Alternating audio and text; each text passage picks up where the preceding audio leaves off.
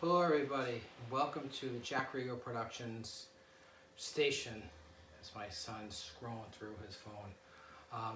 We are going to do a video on what is wrong with the Denver Broncos in 2022. I expected so much out of this team with Russell Wilson coming, and it's basically been a train wreck, unfortunately. It's been great defense and one of the most pathetic offenses I've ever seen as a Bronco fan since 1983. Even when Tommy Maddox played, even when Tim Tebow? no, even when Tebow played, they had more than 14 points a game. Even with Case Keenum, they were better than this on offense. So, okay, come on. Let's see what's wrong with them. Okay, go ahead. You start first. First off, I think their coach is a complete and utter bozo. I agree with that one. He is very aggressive. Put that down. He's very aggressive. He's too aggressive. A couple of times this year, it really cost them. Against the Colts, 4th and 1 at the end of the game. Basically, all you need is 1 yard. Run it. Don't try to throw the ball in the end zone. No, instead Wilson throws it and he misses the guy who was wide open, and they lose 12-9 to the Colts, who looked absolutely atrocious that night. The Denver defense was all over them. I think they had 6 or 7 sacks. Then against the Seahawks, the first game of the year, tries to kick a 64-yard field goal as opposed to letting Wilson go for it on 4th and 5. Then there's been numerous other times that basically they don't know the play clock. The personnel looks awful. I mean, there's great wide receivers supposedly with Jerry Jeudy and Sutton. Sutton's done okay. Judy's had some flashes, but they haven't gotten consistently open. KJ Hamler's been hurt. I don't even know their other receivers because they're all pretty bad. Kendall Hinton, and then some other guys. Some guy named Cleveland. Maybe he should play for the Browns with a name like Cleveland. But our wide receivers are terrible. Guys should get open. If guys don't get open, run some rub routes. Have 2 guys cross over each other. Crossing patterns. Just down and out. It's basic football. I mean, it's like Hackett's never seen football before with the offense that they run.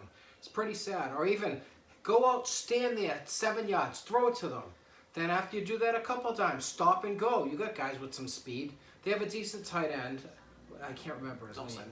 Dulcich was pretty good. Made a couple of nice plays. But it's been very frustrating. Russell Wilson looks like he's unsure of himself. The line will go back and he's like this. It's like, Russell, run the ball. You used to run with Seattle. Scramble, run the ball on the outside. Take 7 yards. Maybe the coach is not letting him. Well, guess what? If you want to win, run the ball. Go out and scramble. That's what you did with Seattle for so long. You're only 33 years old. You shouldn't be afraid to run the ball. Elway was 37 in the Super Bowl, and he was running and getting smashed. So, even 38, he ran for a touchdown in the Super Bowl. You can't be afraid to run. Scramble around a little bit, that's all. Even Rodgers last night, he ran a couple of times. Not that they played good, they didn't. But Rodgers can move around, and he's 40. So, what else do you think is wrong? I think the offensive line is terrible. They are pretty bad. They've had some injuries. Garrett Bowles is out for the year, their best offensive lineman. One of their other guys is hurt too. They don't hold very well. The scheme bad, the design of the plays, and they don't run the ball at all. Terrible run the ball. Ever since Javonte Williams got hurt, it's just been awful. And then you have Melvin, the fumble of Gordon, who just ridiculous. Fumble, cost them games last year, cost them games this year. 2 times he fumbled in games, the first 2 games of the year, cost them both times.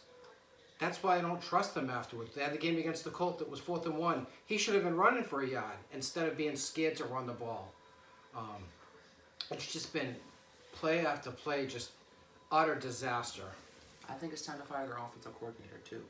Well, yeah, everything together. They should clean house after the season. Keep the defensive coordinator. I would have fired right now. I would have fired right now. Right now, the way they've played with the expectations, I would have get rid of them. Start over, interim coach like the Colts did, and then start. Hey, I would hire Frank Reich in a second. He's had some success in the league. But you can't hire him right now, can you? Why not? He's not coaching. Technically, it's not likely. It probably never ever would happen because the Colts are still paying him. But he doesn't have a job. He can get fired by anybody. What will happen is the new team that hires somebody who's under contract, they don't have to pay them. The other team's still paying them, so you're basically like getting them for free. So, now on the flip side, let's talk about my Eagles. The Eagles have had a very good season. Unfortunately, last week they played poorly against Washington. But other than that, they've been great most of the year. Jalen Hurts is an MVP candidate. They have two good receivers, and A.J. Brown and Devontae Smith. Devontae Smith. They actually have a good tight end too, who's hurting now. He's out until week 14. They have good running back, and Miles Sanders. Along with Kenneth Gainwell. Kenneth Gainwell's decent. Boston's gone. Their defense is good. The problem is that Fletcher Cox. But Fletcher Cox has been complaining a lot. I've seen. But he's a good player. Not this year. I don't Who else do they have on defense? You follow them better than I do. Brandon Graham is their star defensive end. How about in the backfield? As in the linebackers. The defensive backs. They have Avonte Maddox, who's hurt. Darius Slade, Darius Slay's good. C.J. Gardner-Johnson has got 5 picks on the year. Who else? They lost Rodney McLeod, who was a big loss, but they really don't miss him right now. But Darius Slay has been very good, and C.J. Gardner-Johnson. What do you think their final record's going to be? I think it's going to be like... They have 1 loss now, so...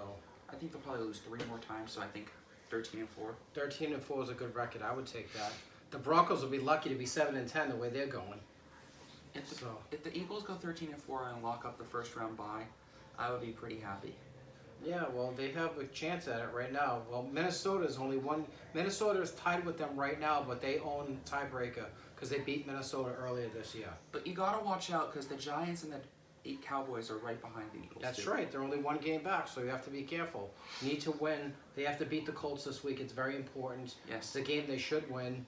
But you got to be careful in the NFL because if you're not, teams can come up and bite you. Because Washington is not as good as Philly, and they beat them, so anything can happen in these games. I was a little shocked. It happens. It's the NFL. There were a lot of bad calls in that game too. They played poorly though too. They didn't deserve to win. It didn't help that they were some bad calls, but they couldn't stop Washington's running game. That's because they lost Jordan Davis, their star defensive tackle. And Heineke came up big for them too. It didn't help that they had no defensive lineman pressure. It didn't help that somebody caught a long pass and he fumbled. Quez Watkins. It was awful. They would have been right going in for a touchdown to take the lead. Guys running with him, and someone from Washington came back and punched the ball out, and Washington recovered, and that was basically He should have just stayed down. Right, he could have stayed down, exactly. All right, let's just sum it up now between both teams. Broncos stink. Go ahead. Eagles great. Eagles are good, very good. Hopefully they make a run. Hopefully Denver doesn't embarrass themselves the rest of the year. I'd be... So they have 3 wins right now. If they ever could get to 8 and 9, I'd be thrilled just to compete and make the season more interesting. And unfortunately, if they were to tank, they can't get a high draft pick. They can't get the draft pick because it goes to Seattle, who's had a good year so far. So their best bet is to hope San Francisco's bad. And they're not going to be. San Francisco's a good team.